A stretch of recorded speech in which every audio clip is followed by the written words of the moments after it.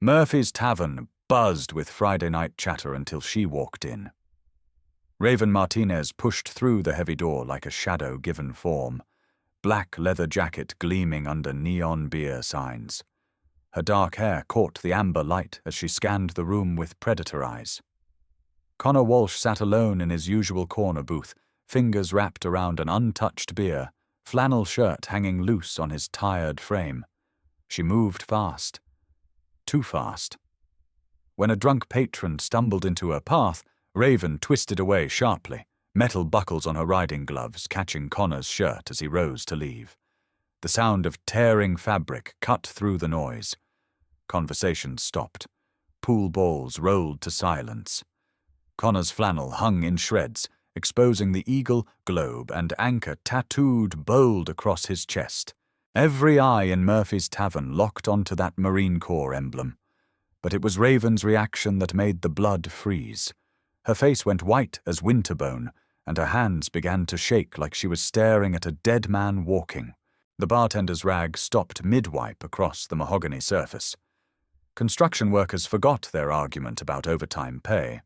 Even the jukebox seemed to lower its volume, sensing electricity crackling through stale air. Connor stood frozen, torn shirt hanging like battle flags, tattoo ink dark against pale skin that hadn't seen much sun since leaving service 3 years ago.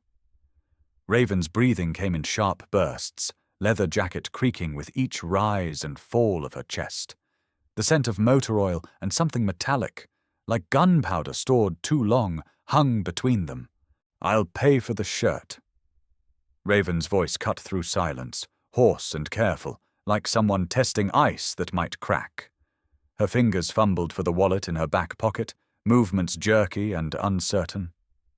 Connor shook his head slowly, never taking his eyes off her face. The way she held herself, shoulders squared but ready to run, reminded him of soldiers in the field, always scanning for exits, always calculating distance to cover. "No need," he said, his voice carrying weight of someone who'd learned to speak only when words mattered. "You don't understand." Raven stepped closer, close enough that he could see the tiny scar above her left eyebrow. "I take responsibility for what I break." The words carried undertones suggesting she'd broken more than fabric in her lifetime. Connor's hand moved instinctively to pull torn edges together, but stopped midway, as if suddenly remembering something important. Behind them, someone dropped a glass, the crash echoing like a gunshot. Raven flinched, not startled, but flinched the way someone does when their body remembers danger their mind tries to forget. "You have a son." It wasn't a question. Raven's eyes had found the pickup truck visible through rain-streaked windows, where a small figure sat reading under dome light. Connor followed her gaze, jaw tightening in fierce protection. 7-year-old Liam looked up from his book, waving at his father with unconscious joy of childhood. "How did you—" Connor began, then stopped. Something in the way Raven watched his son spoke of hunger that wasn't predatory, but desperate, like someone dying of thirst watching water pour into ground. "I used to make someone wait too." The admission slipped out before Raven could stop it, voice barely above whisper.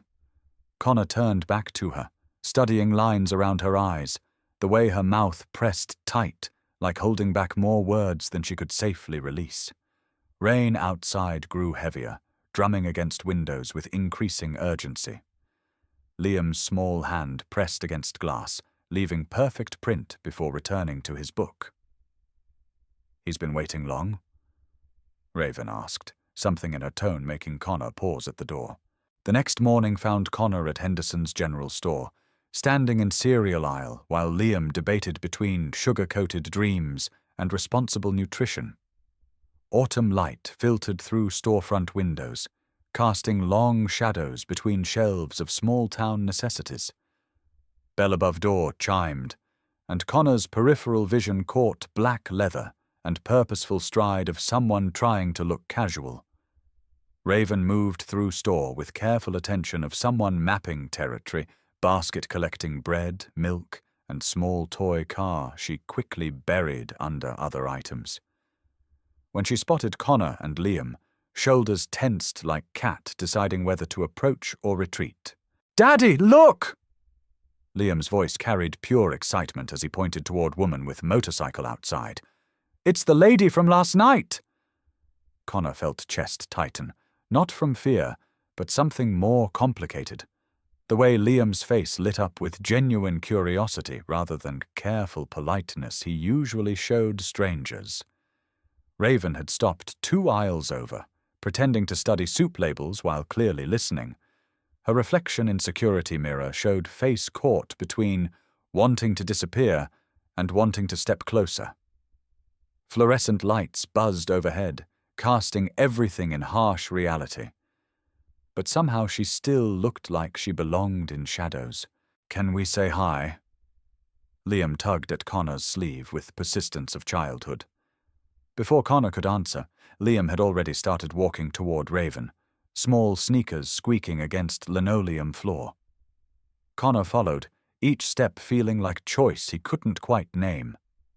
Raven looked up as they approached, expression carefully neutral except for eyes that seemed to drink in every detail of Liam's face. "Hi," Liam said with straightforward confidence of 7 years old. "I like your motorcycle. My dad says they're dangerous, but they look really cool." Raven crouched down to Liam's eye level, movements careful and deliberate. "Your dad's right about the dangerous part," she said, voice gentler than night before. "Sometimes we do dangerous things anyway, but that doesn't make them smart." She glanced up at Connor, something unreadable passing across features. Liam considered this with seriousness children bring to important topics. "Like when Dad makes pancakes without Mom's recipe and they always turn out weird." The innocent question hit air like stone through glass. Connor's face went very still, and Raven's sharp intake of breath was audible in sudden quiet. Days passed in pattern of unexpected encounters that felt too frequent to be coincidence. At post office, where Raven mailed packages with no return address visible. At Millfield Elementary during pickup time, where she sat on bike across street, engine off, watching children pour out like water finding its level. At hardware store, where Connor bought screws for bookshelf project and glimpsed her in automotive supplies, examining motor oil with focused attention of someone who understood machinery. Each time, their eyes would meet across distance, and each time, one would look away first. Usually her. Wednesday brought rain that drummed against classroom windows with persistence of small fingers. Connor arrived early for pickup, joining cluster of parents under school's covered entrance. Mrs. Henderson, Liam's teacher, approached with careful smile adults use when delivering uncomfortable news. "Mr. Walsh, could we speak privately for a moment?" Her grey hair was pulled back in bun that had survived 23 years of elementary education, eyes holding concern that comes from caring too much about other people's children. Connor nodded, following her to quiet corner where sound of rain provided natural privacy. "I hope you don't mind me asking, but some parents have mentioned seeing an unfamiliar woman around school." Mrs. Henderson's words came wrapped in diplomatic language, but underlying message rang clear as bell. "There's no immediate concern, you understand, but in today's world we have to be careful about strangers showing unusual interest in our students." Connor felt jaw clench, familiar weight of judgment settling on shoulders like coat that never fit quite right. Through window, he could see Raven's motorcycle parked across street, rain beading on black surface like tears that refused to fall. "She's not a stranger," Connor said, words coming out more defensive than intended. Mrs. Henderson's eyebrows rose slightly, and Connor realized how little he actually knew about women who'd been orbiting their lives for past week. "I mean, we've met. She's harmless." Even as he said it, he wasn't entirely sure what harmless meant when applied to someone who moved through world like expecting trouble. Mrs. Henderson nodded with practiced patience of someone who'd learned to let parents discover their own truths. "I'm sure you'll use good judgment," she said, but tone suggested she'd be keeping closer eye on things. That evening, Connor stood at kitchen window washing dishes while Liam worked on homework at table behind him. Domestic ritual felt familiar as breathing. Rinse, soap, rinse again, stack to dry. Through glass, he could see neighbor Mrs. Foster watering garden despite earlier rain, movements economical and sure. Neighborhood settled into evening rhythm, porch lights flickering on, television screens glowing blue through curtains, distant sound of someone starting lawnmower for one last cut before winter. Normal life continuing normal course, while Connor tried to figure out why nothing felt normal anymore. "Dad?" Liam's voice carried particular tone children use when thinking about something important. Connor turned, dish towel still in hands, and saw his son staring at math worksheet without really seeing it. "That lady we saw at store, Raven, she seemed sad. Like really sad, but trying to hide it." The observation caught Connor off guard, partly because of its accuracy, and partly because of how easily his 7-year-old had seen what Connor was still trying to understand. Children possessed clarity about emotion that adults spent years learning to ignore. "What makes you think that?" Connor asked, settling into chair across from Liam. Kitchen light cast warm circles on homework papers, math problems waiting to be solved with straightforward logic of numbers. Liam chewed on pencil eraser, habit his mother had tried unsuccessfully to break before cancer took away her chance to worry about such small things. "Her eyes," Liam said finally. "They look like yours did after Mom died, like there's something heavy inside that wants to come out but can't find the door." The insight hit Connor like physical blow, recognition spreading through chest like warm water. Friday brought October evening that made people want to drive with windows down and remember what autumn used to smell like before they grew up. Connor found himself at Murphy's Tavern again, though he couldn't have said exactly why. Same corner booth, same untouched beer, same weight of habit that kept him coming back to places where solitude felt intentional rather than imposed. Crowd was different on weeknights. Less laughter, more serious drinking, conversations that stuck to safe topics like weather and work. He was 3 sips into beer when familiar rumble of motorcycle announced Raven's arrival. She entered like first night, scanning room before moving, but this time gaze found Connor immediately. No hesitation, no pretense of coincidence. She walked straight to his table, boots striking floor with purpose, and slid into seat across from him without invitation. "We need to talk," she said, voice carrying weight of someone who'd spent days working up to this moment. Bartender glanced over with professional interest, noting tension that seemed to follow Raven wherever she went. Connor set down beer and waited, recognizing set of her shoulders as posture of someone about to tell truth they'd been carrying too long. "I know you've been asking questions." Raven's fingers drummed against table, nervous rhythm that didn't match controlled voice. "Small town, people talk. They're telling you I'm trouble." She leaned forward slightly, and Connor caught that scent again. Motor oil and something else. Something that reminded him of field hospitals and emergency rooms. "They're not wrong," she continued, eyes never leaving his face. "But not in the way they think." Around them, Tavern continued evening business, but their corner felt isolated, like pocket of privacy carved out of public space. "What way are they right?" Connor asked, and Raven's smile held no humor at all. She pulled off leather gloves, revealing hands that were strong and scarred, with particular calluses that came from mechanical work and other less obvious sources. On her right forearm, partially hidden by jacket sleeve, Connor caught glimpse of ink. Not decorative tattoos, but something that looked official, institutional, military. Recognition hit him like cold water, sudden and complete. "You served," he said, and it wasn't question. Raven's face went very still, kind of stillness that comes before storms or confessions. "Navy Hospital Corpsman," she said, words coming out flat and professional. "2 tours in Syria, 1 in Afghanistan.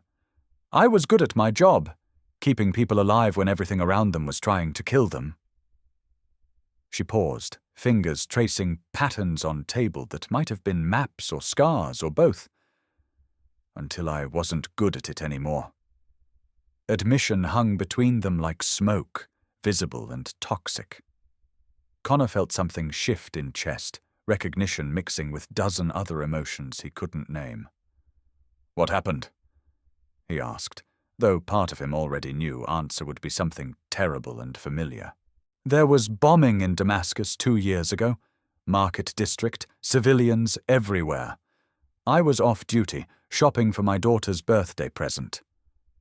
Raven's voice stayed level, but hands had stopped moving entirely, frozen in whatever memory she was reliving. "When first explosion hit, training kicked in. I ran toward sound, not away from it. Found kids trapped under debris, bleeding, scared. Spent 4 hours pulling bodies out of rubble." She looked up at Connor, eyes holding particular emptiness of someone who'd seen too much and saved too little. "Saved 13 children that day. Couldn't save one." Silence stretched between them like bridge neither wanted to cross. Connor understood now why Raven moved through world like someone carrying invisible weight, why she flinched at unexpected sounds, why she watched his son with such hungry intensity. "Your daughter," he said, and Raven nodded once, sharp and final. "Emma, 7 years old, just like Liam. She was supposed to meet me at market that day, but I got held up at base. By time I reached site—" She didn't finish sentence. Didn't need to. Connor had heard enough stories like this to fill in terrible blanks. "That's why you've been watching us," Connor said, understanding finally clicking into place like lock finding its key. Raven's surveillance hadn't been predatory or suspicious. It had been desperate. Behavior of someone trying to fill hole that couldn't be filled. "Every time I see Liam, I remember what Emma might have looked like at his age. What she might have said, how she might have laughed." Raven's voice cracked slightly on last word, first real break in composure since she'd sat down. "I know it's not healthy. I know I should stay away. But I can't seem to stop myself. The doctor at VA says I have complicated grief mixed with survivor's guilt and PTSD." Raven continued, clinical tone suggesting she'd repeated these words many times. "Prescribed medication that makes me feel like I'm underwater, and therapy sessions where I talk to someone who's never heard bomb go off or held dying child." She laughed, but sound held no joy. "You know what they don't understand? I don't want to get over Emma. I want to carry her with me. Pain is all I have left of her." Connor felt throat tighten, recognizing sentiment even though his loss had been different. Slower, more civilized, but no less devastating. "After Sarah died, people kept telling me I needed to move on for Liam's sake," Connor said, voice rough with memory. "They meant well, but they didn't understand that moving on felt like abandoning her. Like admitting she didn't matter enough to keep grieving." Raven's eyes sharpened, focusing on him with new attention. "How long?" she asked. 3 years, Connor replied. "Cancer. Fought it for 18 months before it won." Familiar weight of those words settled over table, heavy as lead blankets. "Liam was 4 when she died. Still asks about her every night before bed. What do you tell him?" Raven's question came out barely above whisper, as if afraid answer might break something important. Connor considered words carefully, aware that whatever he said next would matter more than casual conversation. Truth, as much as he can handle, that she loved him more than anything in world. That love doesn't die just because people do. that it's okay to miss someone and be happy at same time. Raven's eyes filled with unshed tears, and Connor realized this might be first time anyone had told her that grief and joy could coexist without cancelling each other out. Following Monday brought unseasonably warm weather that had children begging to play outside and adults rolling up sleeves for what might be last taste of summer before winter settled in for good. Connor arrived at Liam's school for pickup to find his son animated with excitement, bouncing on toes the way he did when something particularly interesting had happened. "Dad! Dad!" "Guess what?" Liam's voice carried breathless enthusiasm of breaking news. "Miss Rodriguez brought her therapy dog to class today, and Raven was there. She helped calm down Tyler when he got scared of the big dog." Connor felt pulse quicken, mixture of concern and something else he couldn't quite identify. "Raven was at your school?" he asked, keeping voice carefully neutral while mind raced through possible explanations. Liam nodded vigorously, backpack bouncing with motion. "She's a volunteer. Miss Rodriguez said she helps kids who have scary feelings, like after bad things happen. Tyler's parents got divorced and he cries a lot, but Raven talked to him and he stopped shaking when Dog came over." Explanation should have been reassuring, but Connor found himself scanning pickup area, looking for familiar figure in black leather. "There she is!" Liam pointed across courtyard to where Raven knelt beside small boy, showing him how to properly approach golden retriever that wagged its tail with professional patience. Even from distance, Connor could see transformation in her posture, rigid alertness replaced by gentle focus, movements slow and non-threatening. She looked up as if sensing his gaze, their eyes meeting across space filled with children and parents and ordinary chaos of school dismissal. For a moment, neither looked away. Then Raven said something to Boy, ruffled his hair gently, and walked toward them with careful pace of someone approaching decision point.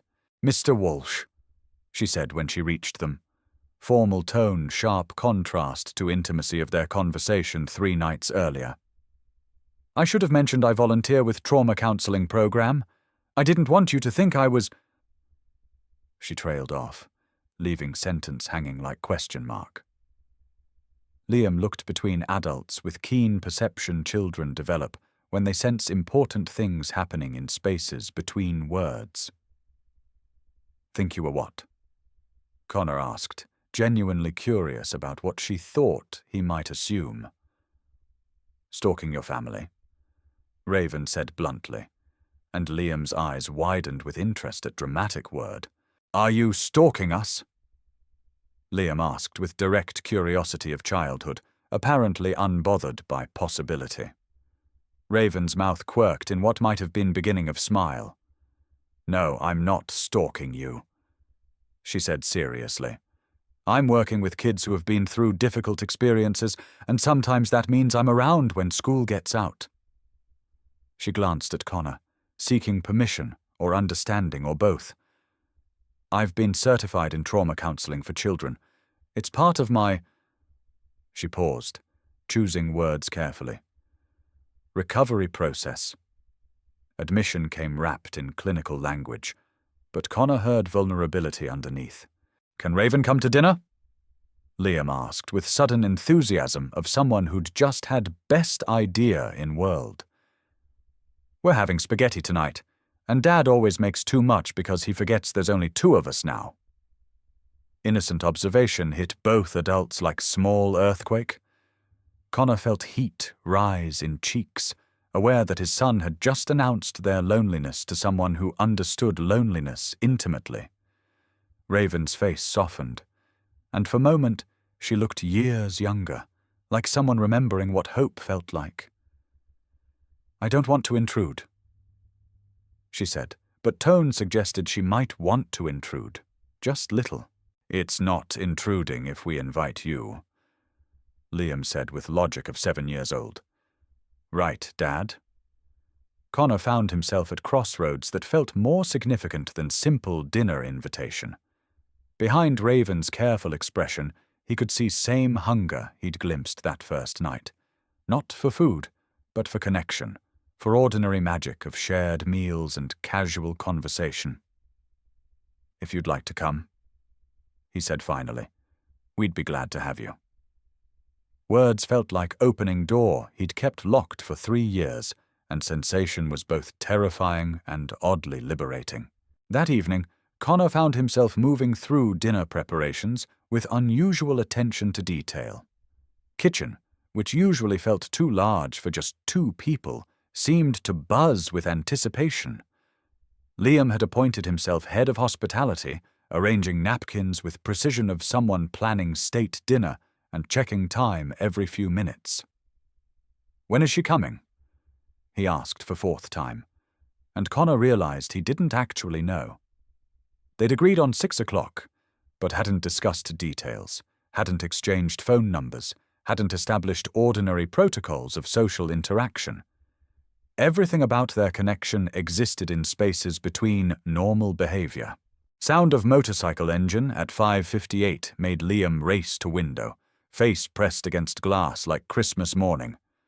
She's here, and she brought something." Connor wiped hands on dish towel and joined his son at window, watching Raven dismount from bike with paper bag in one hand. She'd traded usual black leather for dark jeans and green sweater that made her look softer, more approachable, though she still moved with careful awareness of someone who'd learned to expect trouble. "Should I get the door?" Liam asked, already moving toward front of house.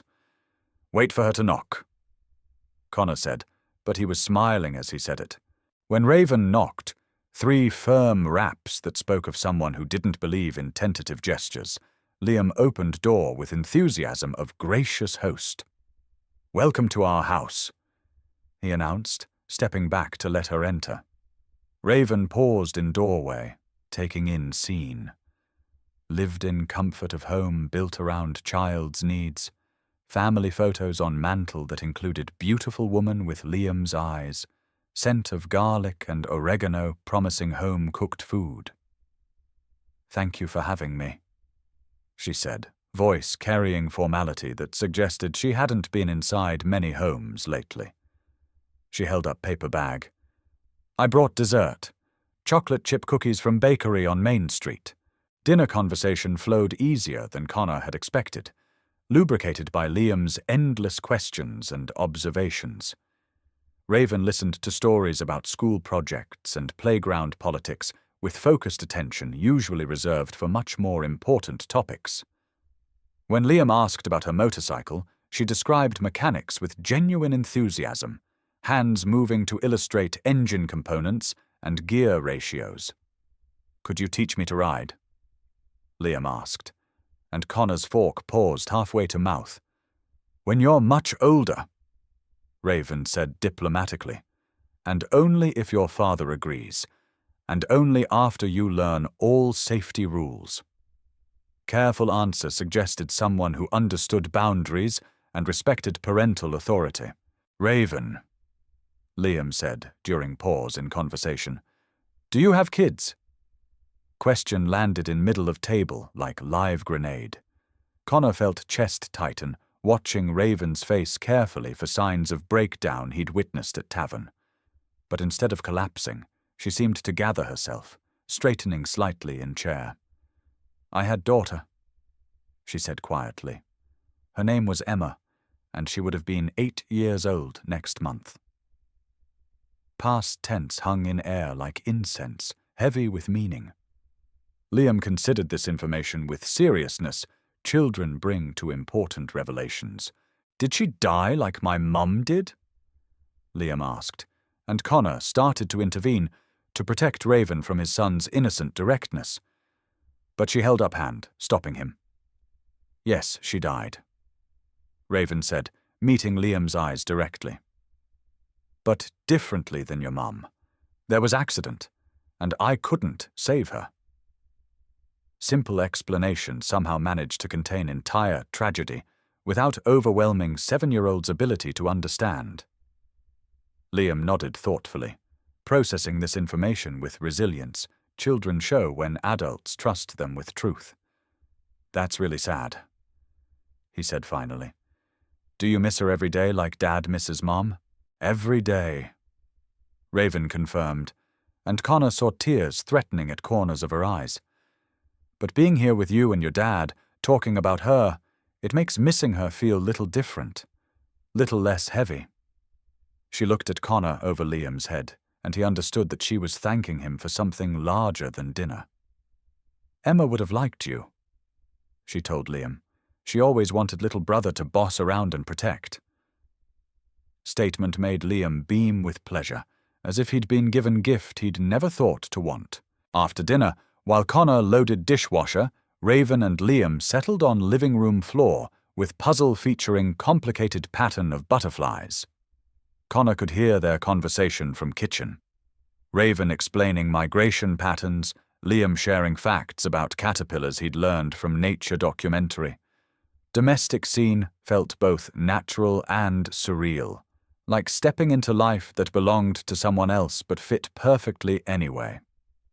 When he joined them with coffee for himself and hot chocolate for Liam, he found them deep in discussion about metamorphosis and whether butterflies remembered being caterpillars.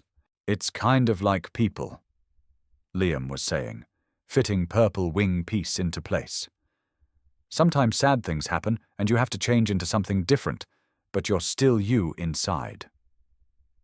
Observation stopped both adults in their tracks.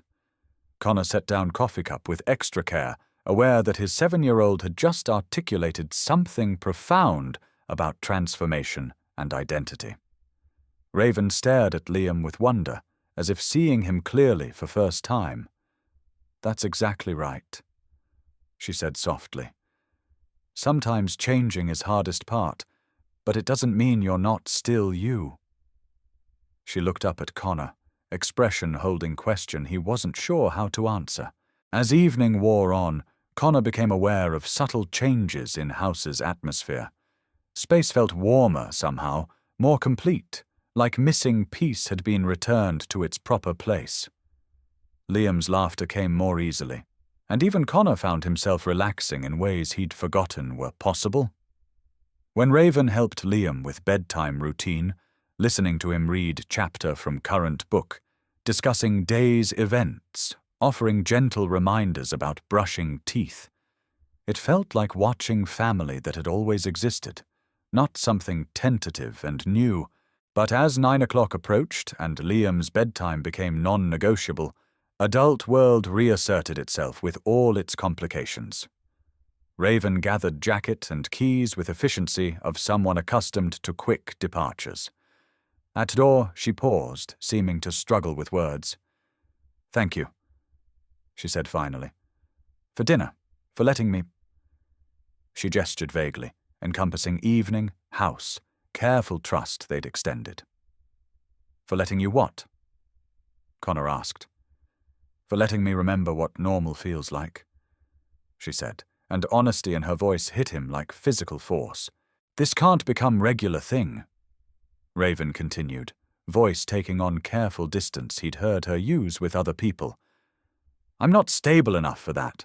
Liam is wonderful kid, and he doesn't need complication of someone like me in his life." Words came out like she'd practiced them, like speech designed to protect everyone involved.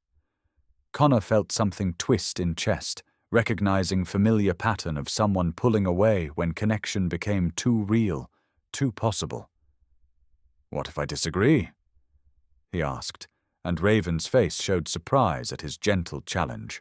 "You don't understand what you'd be getting into," she said, hand already on door handle. "I have nightmares. I have panic attacks in crowded places. Sometimes I can't get out of bed for days at time. I take medication that makes me feel like stranger to myself. That's not kind of person you want around your son." List of disclaimers came out like medical chart, clinical and damning. Connor listened to each item without interrupting, waiting for her to finish cataloguing her perceived inadequacies. "Are you done?" he asked when she fell silent. "Because I have few things to add to that list. You helped scared kid feel safe today," Connor said, counting on fingers. "You listened to my son talk about butterflies like it was most important conversation in world. You told him truth about loss without scaring him. You made dinner feel like celebration instead of just another meal we got through. Raven's grip on door handle loosened slightly, attention caught despite herself. You want to know what I see when I look at you? Someone who's been through hell and came out still caring about other people. Someone who knows what grief looks like and doesn't try to fix it or rush it or pretend it's not there. Silence stretched between them, filled with weight of possibilities neither had expected to consider. Finally, Raven spoke, voice barely above whisper. I don't know how to do this, she said. I don't know how to be around people anymore, how to care about someone without being terrified of losing them again. Admission came wrapped in vulnerability so raw it was almost painful to witness. Connor felt heart constrict with recognition, remembering his own struggles with opening up after Sarah's death. Way, love, and loss had become so entangled he couldn't imagine one without other. I don't know how to do it either, Connor admitted. It's been 3 years since Sarah died, and this is first time I've had anyone over for dinner who wasn't family. He leaned against door frame, suddenly aware of how exhausting it was to maintain emotional distance from someone who understood loss intimately. Maybe we don't have to know how. Maybe we just have to be willing to figure it out as we go. Suggestion hung in air like bridge neither was sure they were ready to cross, but couldn't quite bring themselves to burn. 3 weeks passed like pages turning in book no one was sure they wanted to finish. Raven continued volunteer work at school, appearing and disappearing with regularity of someone following schedule only she understood. Connor would catch glimpses of her during pickup time, always working with children who carried their own small tragedies, kids whose parents had divorced, who'd lost grandparents, who'd been through medical procedures that left them anxious around strangers. She had gift for reaching them, for making trauma feel manageable through patient attention and genuine understanding. But she kept distance from Connor and Liam, offering polite nods when their paths crossed, but maintaining careful boundaries she'd established that night on his porch.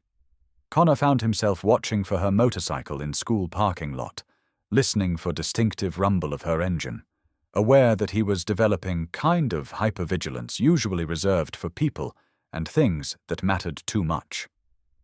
Liam asked about her periodically. When would she come to dinner again? Could they visit her sometime?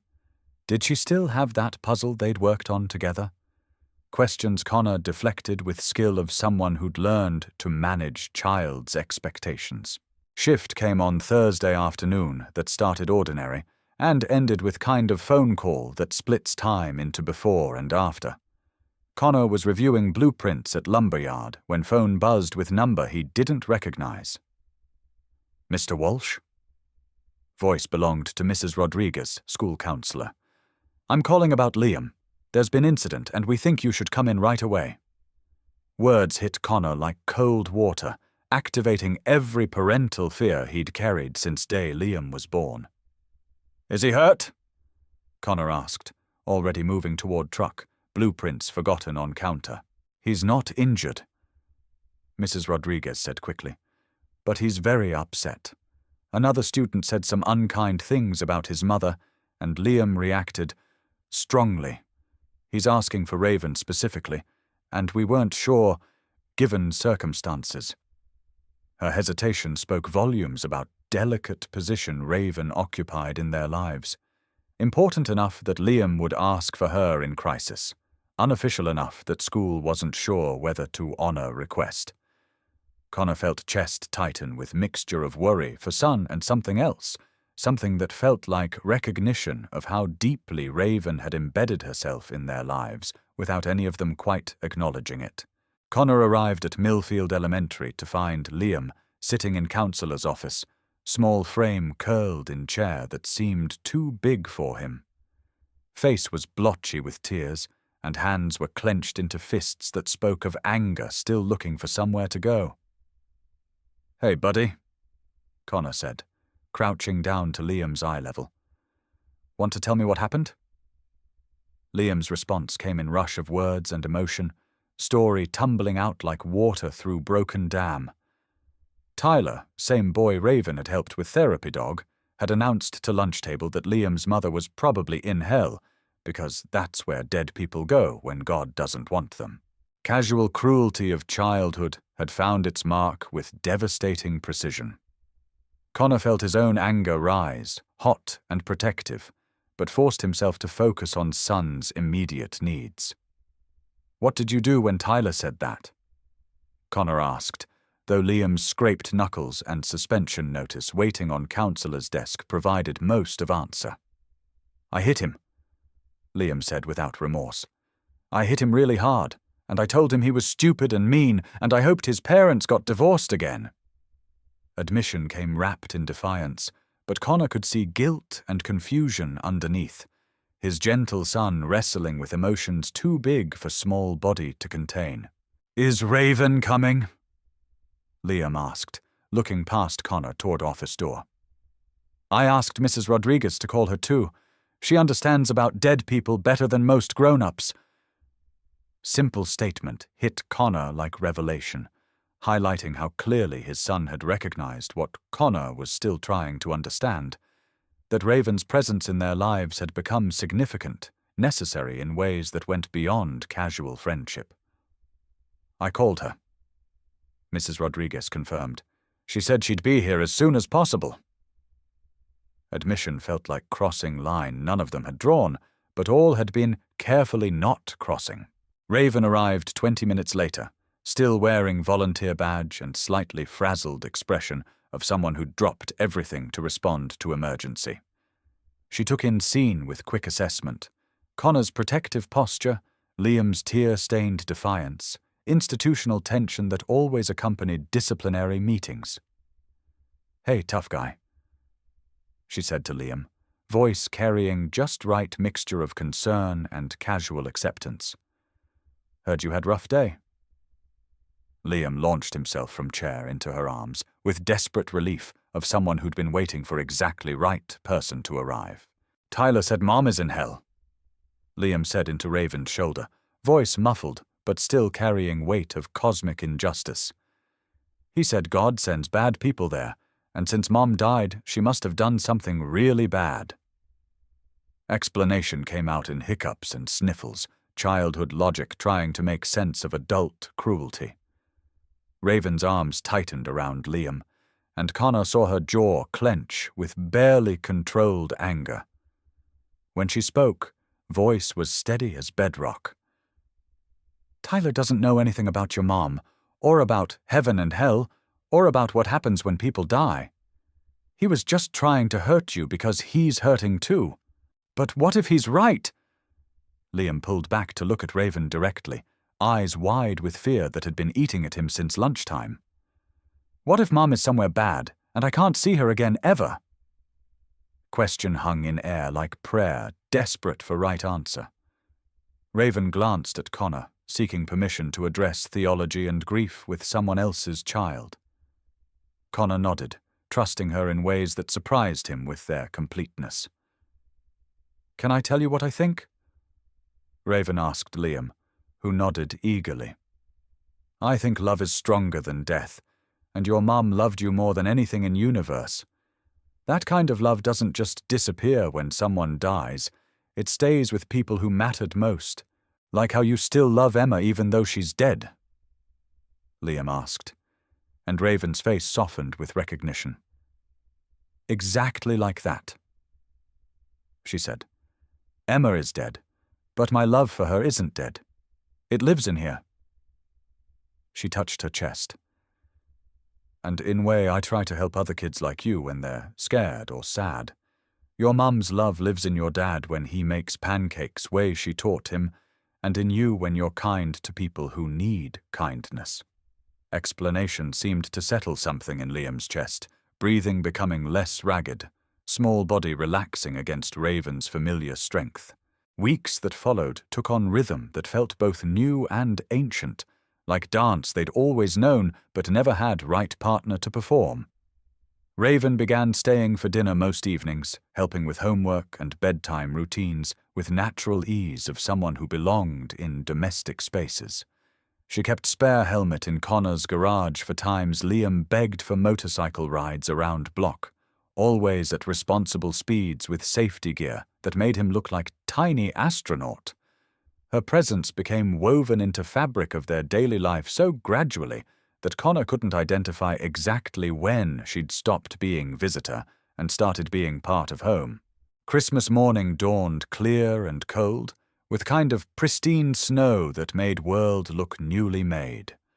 Raven arrived early, carrying bag of gifts wrapped in paper that matched tree decorations, cheeks pink from motorcycle ride through winter air. Liam's delight was infectious, excitement doubling at having someone new to share magic of Christmas morning. Connor watched Raven's face as Liam opened her carefully chosen presents: art supplies, books about marine biology, model airplane that would require hours of patient assembly, and saw wonder in her expression, as if experiencing Christmas morning for first time through his son's eyes. But it was Liam's gift to Raven that brought tears to everyone's eyes. He'd spent weeks working on scrapbook with his father's help, filling pages with drawings, photos, and written memories that documented their growing relationship. Final page showed family portrait he'd drawn in careful crayon, himself, Connor, Raven, and figure labeled Emma watching from heaven, hovering above them with wings and smile. "Now you can remember all good times," Liam explained, "and Emma can see them too."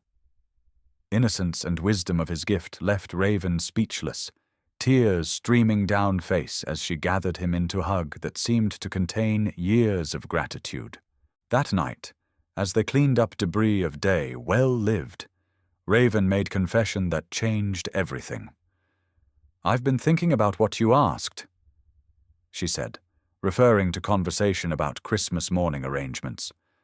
"About what this looks like, what we're building together." Connor stopped loading dishwasher, giving her full attention. "I want to try," she said simply. "I want to see what it looks like to build life with you and Liam, to be part of this family you've created. I'm still scared, and I still have hard days, but I think Emma would want me to choose love when I find it." Connor felt something unlock in chest door he'd kept carefully barred, swinging open to let in light and possibility. "Are you sure?" he asked, needing to hear her certainty before allowing himself to hope completely. "Because once we do this, once we make it official, I'm not going to want to let you go." Words came out more intense than intended, revealing depth of attachment he'd been trying to keep carefully controlled. Raven stepped closer, close enough that he could see flecks of gold in dark eyes, close enough to count freckles across nose. "I'm sure," she said, voice steady as stone. "I'm sure that losing Emma taught me how precious love is, and how stupid it would be to run away from it when it finds you again. I'm sure that Liam has biggest heart of any kid I've ever met, and that he deserves all love we can give him. And I'm sure that you're kindest, strongest man I've ever known, and that spending rest of my life figuring out how to make you happy sounds like best adventure I can imagine." 6 months later, on warm June evening that smelled of honeysuckle and fresh possibilities, Connor and Raven stood in backyard of their house that had become truly theirs through simple act of choosing to build life together. Liam ran between adults and children gathered for their wedding celebration, face sticky with cake and bright with particular joy of children who feel completely secure in their place in world. Ceremony had been small, intimate, focused more on promises than performance. As sun set and celebration wound down to coffee and quiet conversations, Connor found himself standing at edge of gathering, watching his new wife help Liam catch fireflies in mason jars. Scene felt like something from dream he'd stopped allowing himself to have. Domestic peace, shared joy, particular contentment that comes from knowing you're exactly where you belong. Sarah's memory was present too, not as ghost or source of guilt, but as part of foundation that had made this new love possible. "You know what I think?" Liam said, appearing at Connor's elbow with a jar full of blinking lights. "I think Mom and Emma are friends now in heaven, and they're happy we found each other." Observation came delivered with matter-of-fact wisdom of 8 years old, as if he'd been pondering this theology for some time and had reached satisfactory conclusion. Connor smiled, lifting Sun to shoulders so they could watch Raven release her fireflies back into gathering darkness. "I think you might be right," he said, and for first time since Sarah's death, that possibility brought him peace instead of pain.